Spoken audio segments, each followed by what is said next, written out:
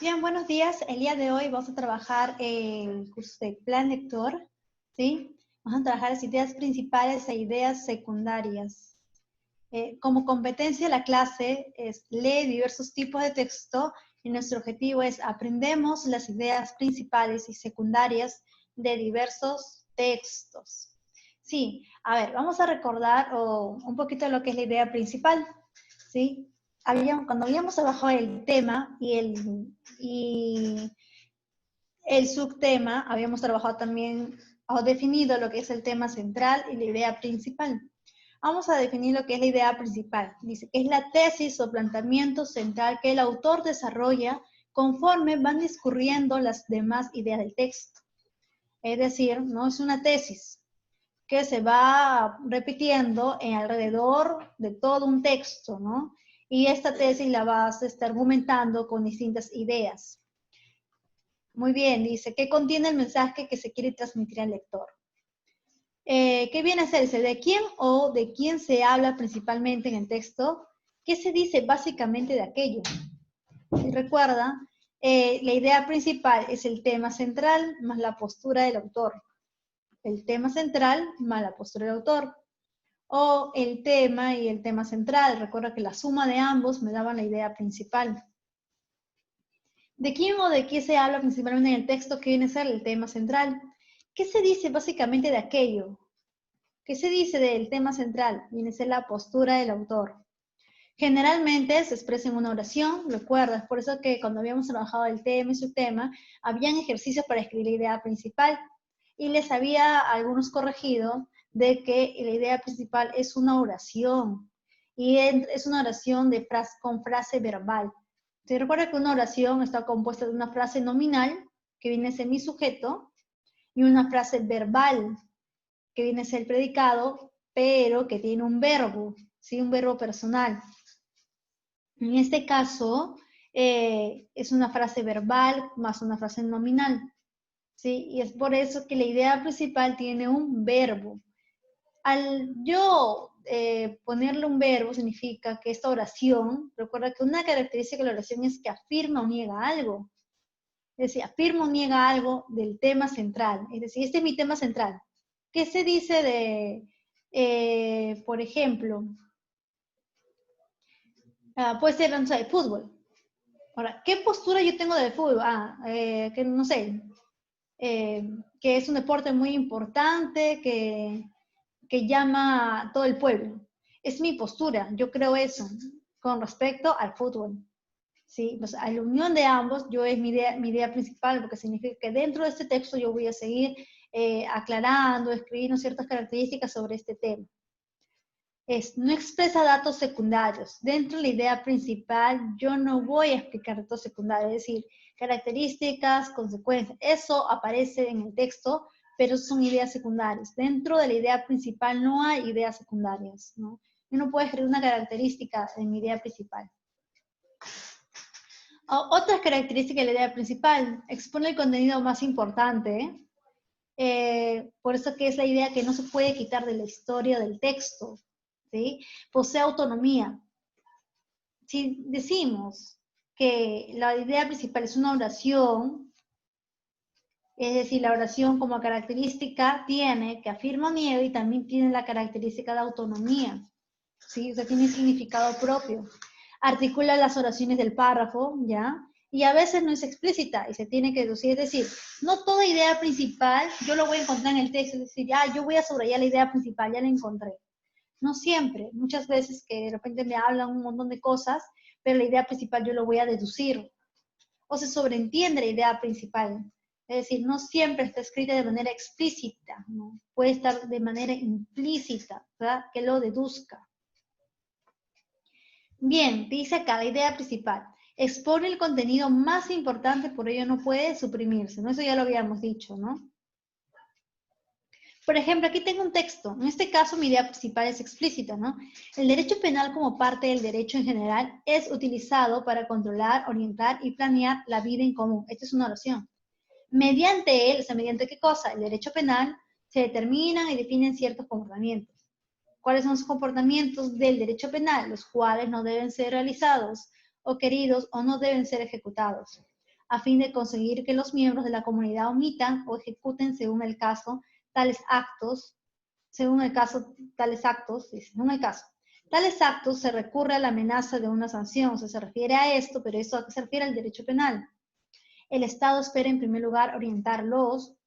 Bueno, el texto continúa, pero se sobreentiende que está hablando del derecho penal.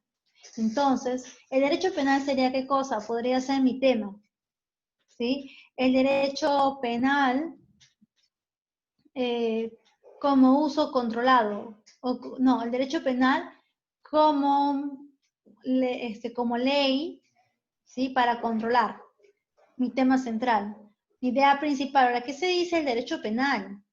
¿Cuál es la posición del autor? Dice que es utilizado para controlar, orientar y plantear la vida en común.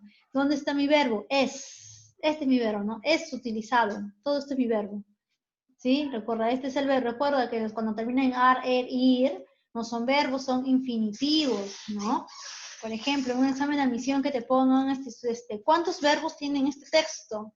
¿Sí? Muchas veces se comete el error de decir que las palabras que tienen ar, er, ir son verbos, cuando no son verbos, son infinitivos, ¿sí? El verbo es la acción conjugada que lo puede realizar una persona, es decir, nosotros no hablamos como Tarzán, yo no puedo decir él orientar, yo planear, no, ¿no?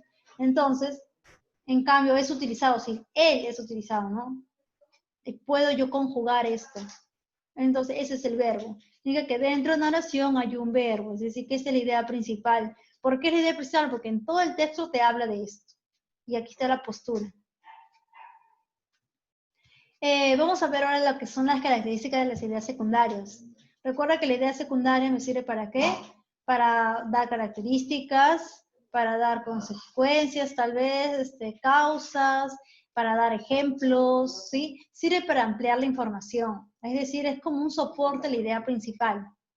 Tiene menor importancia que la idea principal porque lo puedes quitar, pero amplían, ejemplifican o demuestran la idea principal.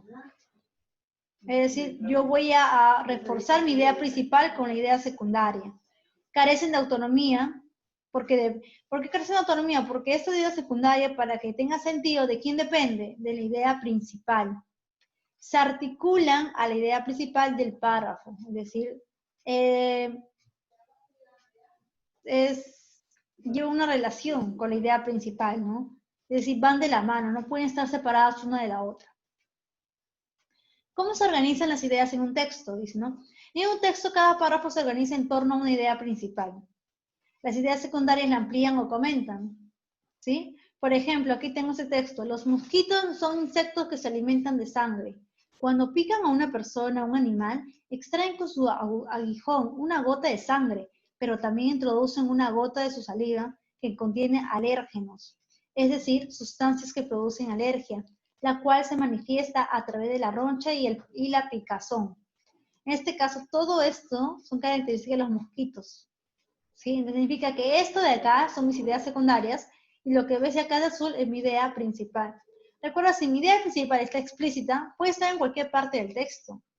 En su mayoría siempre está al comienzo, pero puede estar en el centro, puede estar al final. O también no puede estar escrito y lo puedo deducir. ¿Sí? Muy bien, continuamos. Mira, acá tengo otro texto.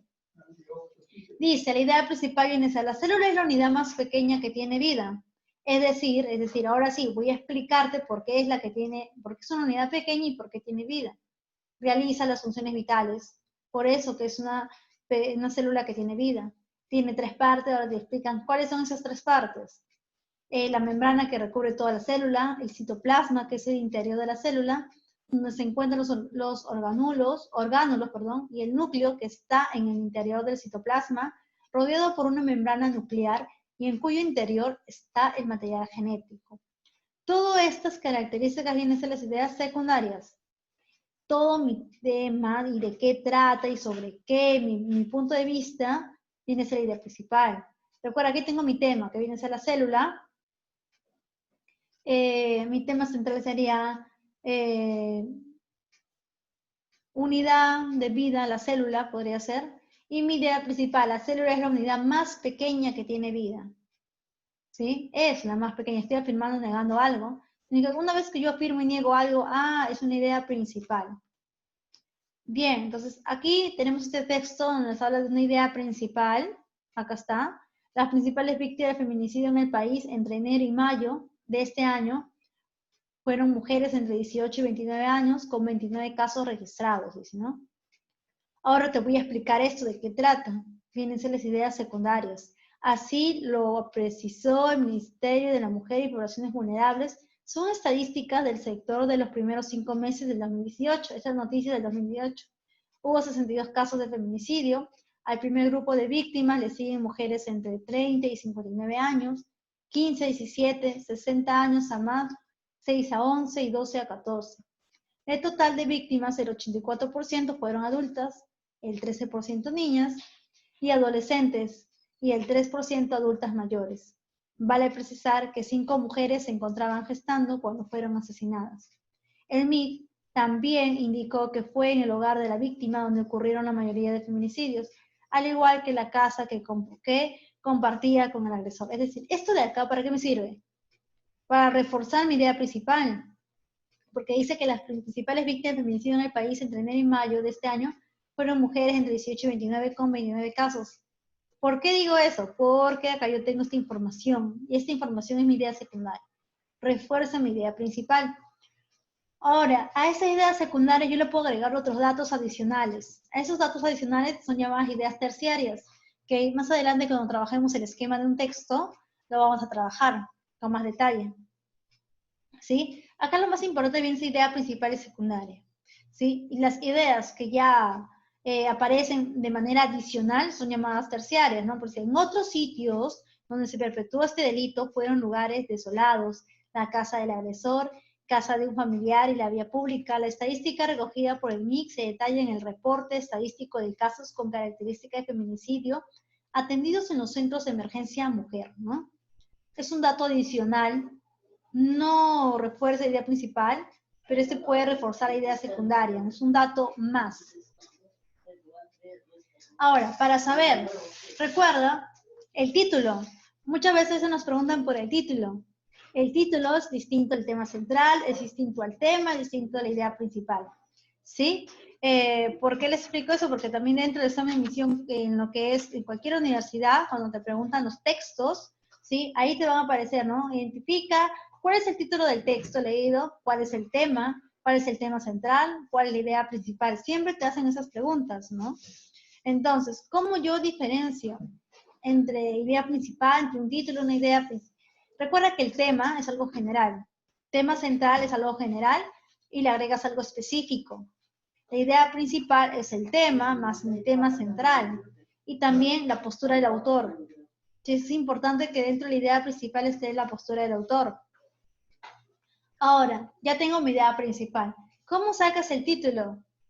Es decir, el título es la idea principal, es lo mismo, pero ¿qué le vas a quitar? Le vas a quitar el verbo. Ya le quitas el verbo, es decir, es una frase nominal nada más, ya no es una frase verbal. ¿Sí? Ya no es una oración, es una frase nominal el título. ¿Sí? ¿Por qué frase nominal? Porque no tiene verbo, solo va a tener un sujeto. Describe centralmente lo tratado en el texto de una forma específica. Es el nombre particular del texto. Por eso es una proposición de carácter nominal que tiene por finalidad presentar con precisión el tema y la idea principal.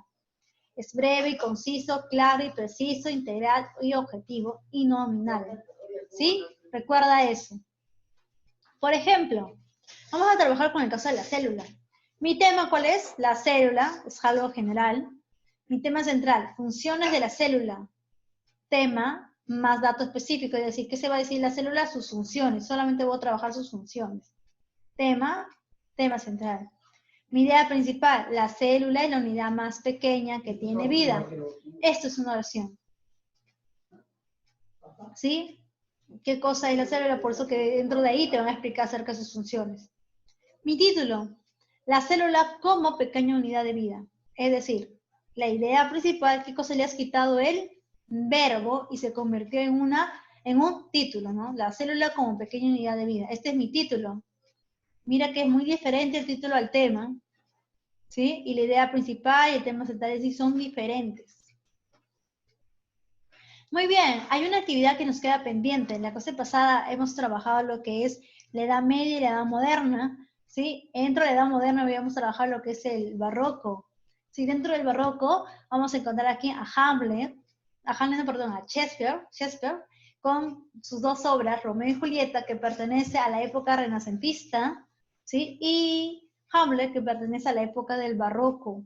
Es decir, Shakespeare pertenece a dos corrientes literarias distintas porque sus temas son diferentes. Ya.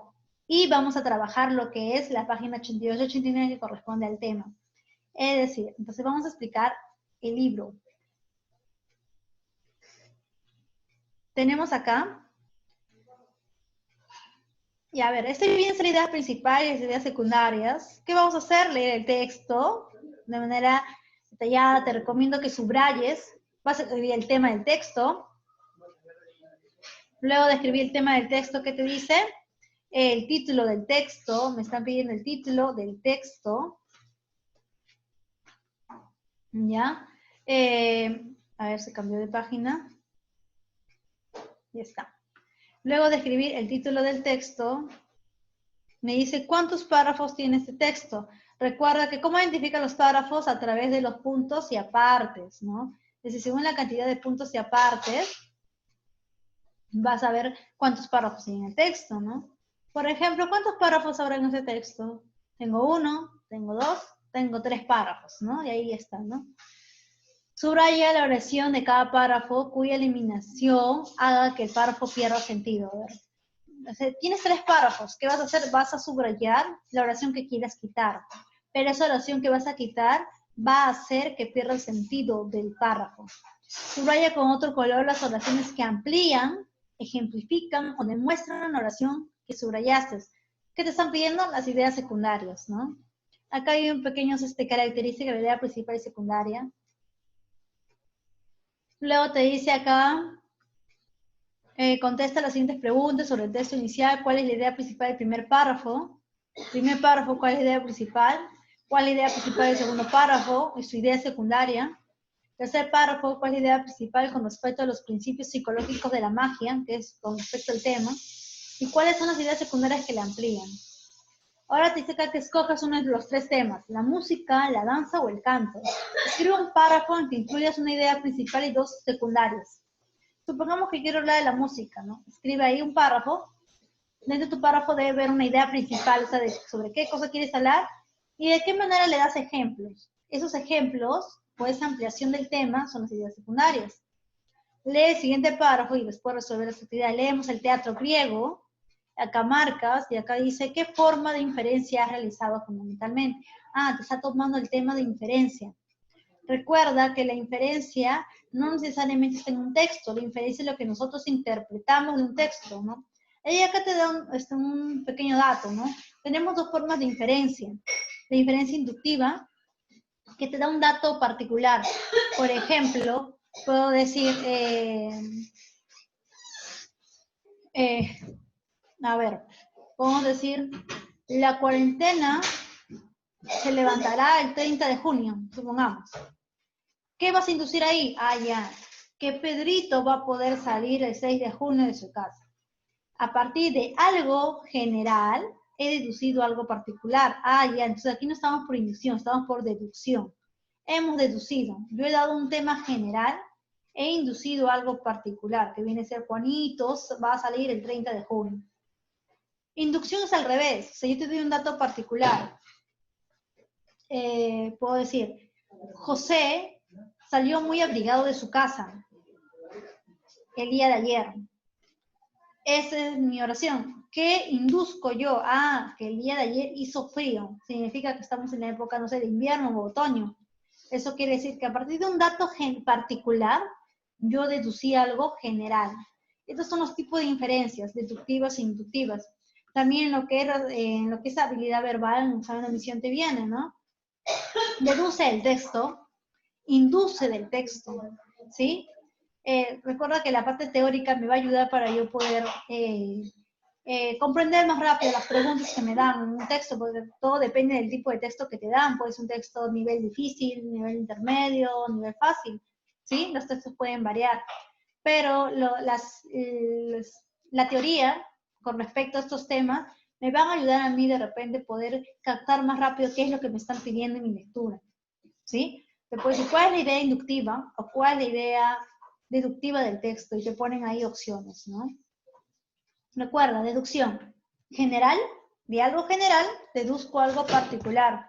Inducción, de algo particular, deduzco algo general, ¿sí? Eso con respecto a la inferencia. Bien, acá tenemos lo que es, lo que nos faltaba en la clase pasada, que viene ese Hamlet, que pertenece a Shakespeare, ¿no? Aquí tenemos lo que es, ¿qué parte? Es la parte cuando Hamlet, el príncipe Hamlet, porque hay dos Hamlet, el rey Hamlet, que muere, y el príncipe Hamlet, que viene a ser el protagonista de esta historia, ¿sí? Dice que este protagonista se va a encontrar con la sombra. Esta sombra, ¿quién es? Es el padre que ha muerto, es decir, el rey Hamlet. Y le va a decir cómo fue su muerte en verdad, ¿no? Y quiénes son los protagonistas que hicieron de que él caiga muerto, ¿no? ¿Cuál es el objetivo de la sombra, ¿no? ¿Para qué quedará venir el rey Hamlet a hablar con el príncipe Hamlet, ¿no? Sombra del rey Hamlet, dice, ¿no? ¿Qué tipo de mundo se presenta en la obra? ¿Realista, fantástica o maravillosa, ¿no? ¿Será realista, fantástica? ¿Puede venir un espectro a hablarte? ¿No? Puede ser cualquiera de las tres. Tal vez uno ha vivido algo paranormal y puede ser que sea algo realista. O para otro de repente, no, ¿qué va a pasar eso? Fantástico, maravilloso. Pero explícalo por qué. Marca la que dice que indica que el fragmento pertenece a una sola escena. Fíjate ahí por qué una sola escena. Hoy te explico la 4. La 5 dice, ¿qué elementos te permiten reconocer que es una obra del Renacimiento? Para eso, ¿qué debo saber? Las características del Renacimiento. Revisa tus apuntes, ¿sí? De tu esquema, o puedes revisar la diapositiva. ¿Cuáles son las características del Renacimiento? ¿No? Marca las que tú crees que son parte del Renacimiento. Luego te dice, es verosímil el personaje de la sombra fundamental. Verosímil significa verdadero. O sea, ¿será verdadero el personaje de la sombra? ¿Por qué la venganza genera más violencia? ¿Qué otros medios hay para resolver un conflicto? ¿Crees que la venganza es la única para resolver un conflicto? ¿Cómo podrías imaginarte la prisión en que se hallaba la sombra? Dice que la sombra estaba en una prisión. ¿Cómo te lo imaginarías? Dice que lo describas apoyando en las imágenes tradicionales del mundo de los muertos. A ver, mundo de los muertos. Es decir, que te imagines cómo sería esta imagen dentro del mundo de los muertos.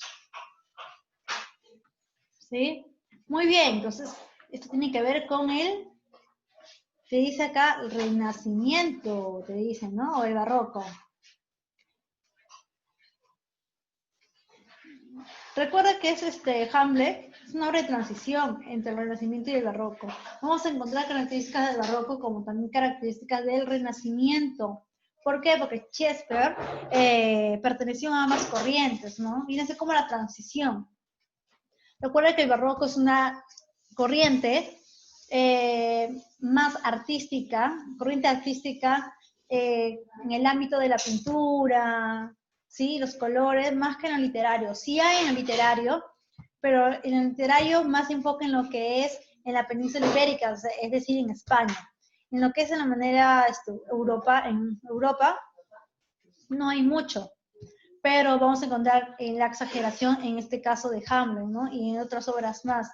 Pero no significa que eso solo pertenece al barroco. También puede tener características renacentistas porque el autor es un autor renacentista, ¿no? O sea, tiene características de ambas, ¿sí? Los autores pueden cambiarlo. Yo puedo escribir una historia con características del romanticismo y puedo escribir una historia con características del realismo, ¿sí? Y de repente, ¿cuál influyó más? Por ejemplo, en el caso de Perú, tienes a César Vallejo. A él se le conoce con 4 vertientes distintas, ¿sí? ¿Por qué?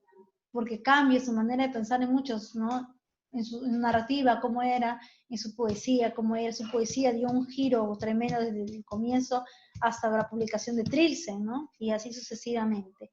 Muy bien, entonces con eso estaríamos terminando toda la clase de esta semana con respecto a lo que es la idea principal y idea secundaria, y también reforzando un poquito lo que habíamos trabajado acerca de lo que es la Edad Media y la Edad Moderna, que viene a ser el Renacimiento y el Barroco, en el curso de literatura. Muy bien, cuídense mucho y no se olviden hacer sus actividades sin atrasarse. Cuídense, nos vemos en la siguiente clase.